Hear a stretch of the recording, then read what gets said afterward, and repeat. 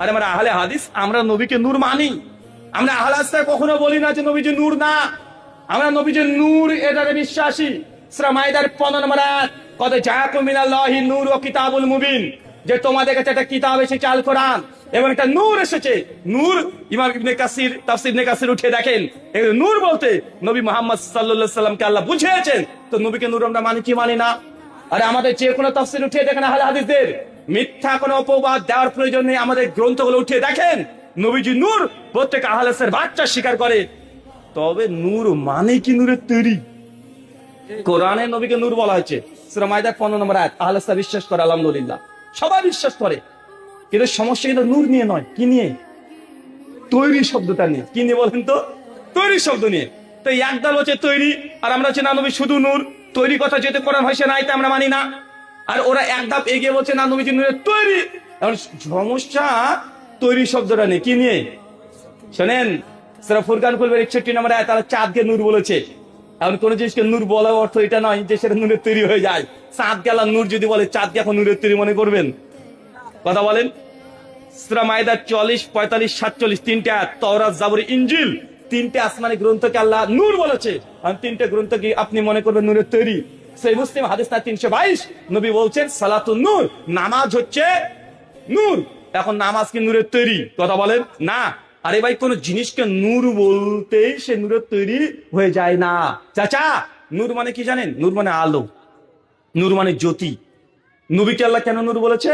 কারণ মানুষকে নবী তিনি জাহান নামের অন্ধকার থেকে তিনি জান্নাতের নূর তথা আলোতে নিয়ে আসবেন। তাওরাত, জাবুর, ইনজিলকে কেন নূর বলা হয়েছে? কারণ তাওরাত, জাবুর, ইনজিল আসমানি গ্রন্থ মানুষকে জান্নাতের রাস্তা দেখাবে। চাঁদকে আল্লাহ নূর কেন বলেছে?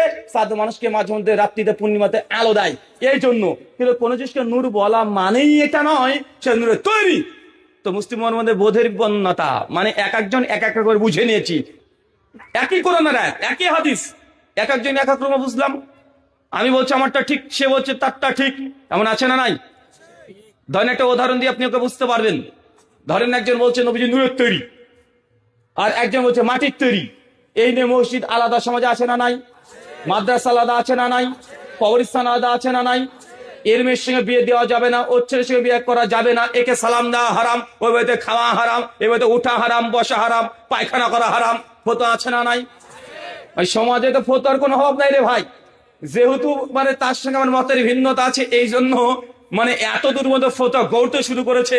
যদি আমি মানে তাদের যদি বলে যে ও যেহেতু আমার মতের না, তার ওর বাড়িতে যদি কোনো জমি থাকে, জমিতে যদি কোনো ফসল হয়, সে ফসল যদি ছাগলে খায়, ছাগলের পেটে যদি দুধ হয়, ও দুধ খাওয়া হারাম। মানে ফতোয়া এত দূর মতো চলে যায়, চিন্তা করতে পারছেন?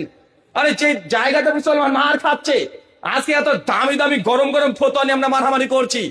আমি গত বছর কয়েক বছর আগে বাংলাদেশে ফরিদপুর ওই অঞ্চলে প্রোগ্রাম করতে গিয়েছি, আর গোটা এলাকাতে পোস্টার ছাপিয়ে দিয়েছে।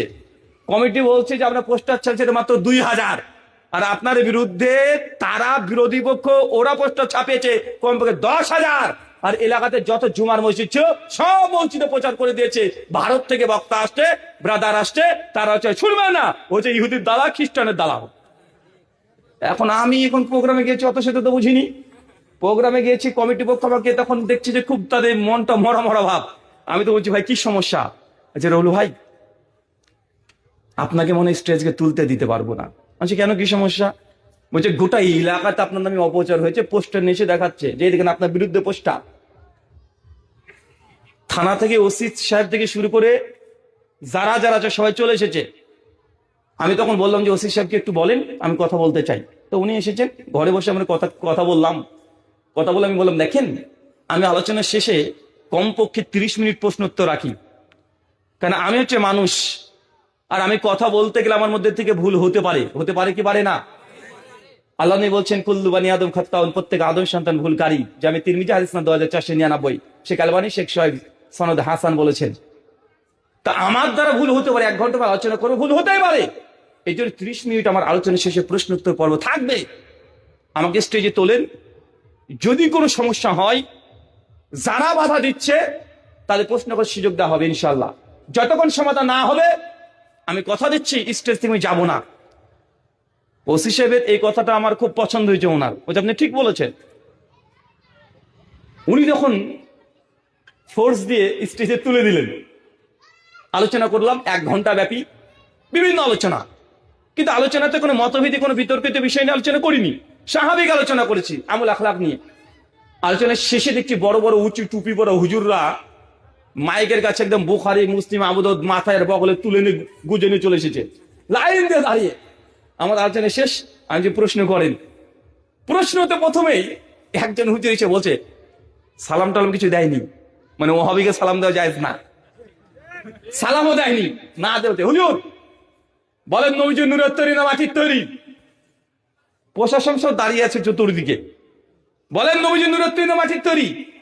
আমি তখন একটু বাঁকা, তো আমি